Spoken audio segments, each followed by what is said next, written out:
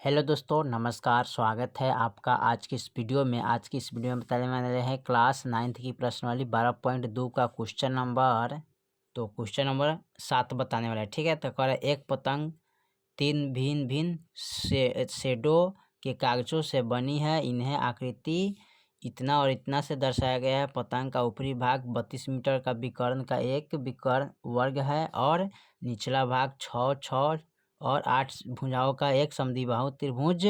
ज्ञात कीजिए कि प्रत्येक सेट का कितना कागज प्रयुक्त किया गया है। ठीक है, तो चलिए इसको हल कर लेते हैं। चलिए, तो हमने यहाँ पर एक चित्र ले लिया है। ठीक है, ABCDEFG। ठीक है, तो यहाँ पर देखिए जो इसका मान निकलना है ना, इस त्रिभुज का मान हमको निकालना है। ठीक है, इस त्रिभुज का जब मान निकालेंगे तो त्रिभुज ABC में, तो ABC में, ठीक है, लिखेंगे। ठीक है, तो चलिए इसको लिख लेते हैं।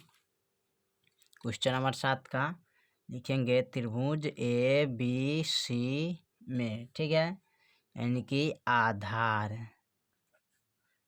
यानी कि BC कितना है, तो 32 सेंटीमीटर ऊंचाई। ठीक है, तो यहाँ पर लिखेंगे ऊंचाई यानी कि AD बराबर कितना होगा, तो यहाँ पर देखिए AD। ठीक है, यानी कि ऊंचाई कितना होगा, तो देखिए ये पूरा यहाँ से लेकर यहाँ तक कितना है, 32 है। ठीक है, अगर ऐसे का बात किया जाए तो ऐसे हमारा 32 है। ठीक है, आधार, और यहाँ से लेकर यहाँ तक टोटल ऊंचाई 32 है। तो यानी कि 32 का दिया करेंगे तो 16 ई हो जाएगा और 16 ई हो जाएगा। ठीक है, तो ऊंचाई हम कितना लिखेंगे, 16। तो यहाँ पर लिखेंगे 16 सेंटीमीटर। ठीक है, अब इसका कह रहे हैं फर्स्ट शेड का खर्च। ठीक है, यानी लिखेंगे FIRST फर्स्ट शेड में लगा कागज।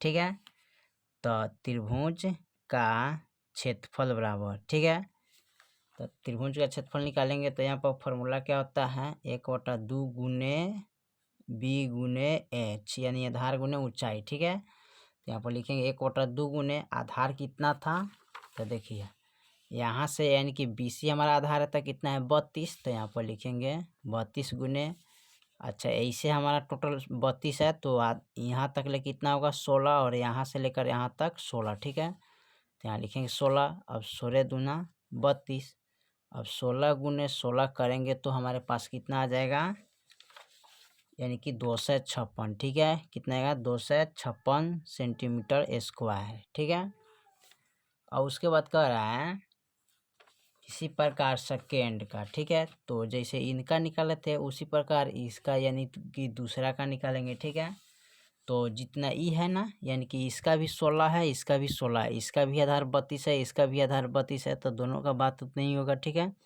तो इनका भी इसका उतना ही भी आंसर आएगा। ठीक है, इसी प्रकार दूसरे शेड में लगा कागज 256 सेंटीमीटर स्क्वायर आएगा। ठीक है, यानी कि दोनों सेम ही था, बराबर था, इसलिए लिख दिया। अब कर रहा है थर्ड, यानी कि तीसरा त्रिभुज में, तीसरा यानी त्रिभुज EFG में। ठीक है, त्रिभुज EFG में, यानी कि यहाँ पर EFG में। ठीक है, तो यहाँ पर लिखेंगे A बराबर 6 सेंटीमीटर, B बराबर भी 6 सेंटीमीटर और C बराबर। ठीक है, 1 मिनट यहाँ पर लिख लेंगे।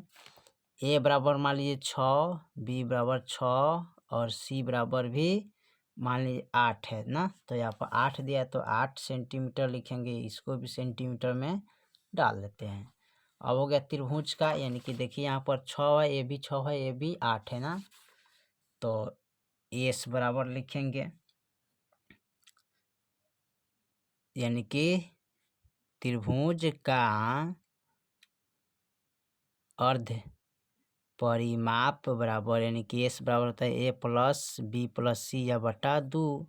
S बराबर निकालेंगे तो 6 + 6 + 8 बटा 2, 6 6 12, 8 2 कितना होता है 20 बटा 2, कटाएंगे तो 10 दूना 20, यानी कि एस बराबर कितना आ गया 10। ठीक है, अब निकालेंगे त्रिभुज का क्षेत्रफल बराबर। ठीक है, तो चलिए इसको निकाल लेते हैं।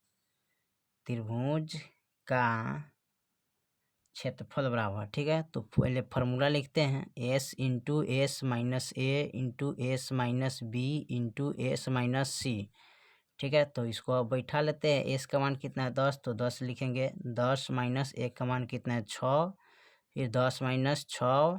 ठीक है, और फिर लिखेंगे 10 माइनस 8। ठीक है, अब इसको क्या करेंगे घटा लेंगे, नहीं है। ठीक है, यहाँ पर लिखेंगे घटाएंगे इसको, 10 के 10 गुने घटाएंगे तो 4 हो जाएगा, गुने यहाँ भी 4 हो जाएगा, गुने यहाँ पर 2 हो जाएगा। ठीक है, अब इसमें करना क्या है बाहर करना है। ठीक है, तो इसको तोड़ेंगे कैसे। ठीक है, तो 10 को तोड़ेंगे 5 यानी 2 गुने 5। ठीक है, 4 को 4 रहने देते हैं। ठीक है, 2 के 2 रहने देते हैं। अब इस पर देखिए 4 के बदला एगो और 2 तो एगो। ठीक है, और रूट में 5 आ जाएगा। ठीक है, 4 दूना 8 रूट अंडर 5 सेंटीमीटर स्क्वायर। ठीक है, अब यहाँ पर रूट अंडर जो 5 सेंटीमीटर है ना उसका वर्गमूल निकालेंगे, तो 8 रूट अंडर 5 का वर्गमूल कितना होता है, तो 8 गुने इसका जब वर्गमूल निकालिएगा ना तो 2.236 आएगा ना, तो 8 गुने 2.2 और 36 किसके आसपास है 40 का, तो 4 लिखेंगे और 0 नहीं लिखेंगे क्योंकि दशमलव के बाद 0 का कोई वैल्यू नहीं रहता है। अब इसको गुना करेंगे तो यहाँ पर 8 चौका 32। ठीक है, और 8 दूना 16, 17 18 19, 8 दूना 16 1 17। ठीक है, 2 का बाद दशमलव है तो 2 अंक के बाद हम क्या करते हैं दशमलव बैठा देते हैं, तो ये हो गया सेंटीमीटर स्क्वायर। ठीक है, यही आपका आंसर हो जाएगा। ठीक है, तो चलिए क्वेश्चन नंबर आपका 7 भी कंप्लीट हो गया। फिर मिलते हैं अगले वीडियो में, तब तक के लिए जय हिंद जय भारत।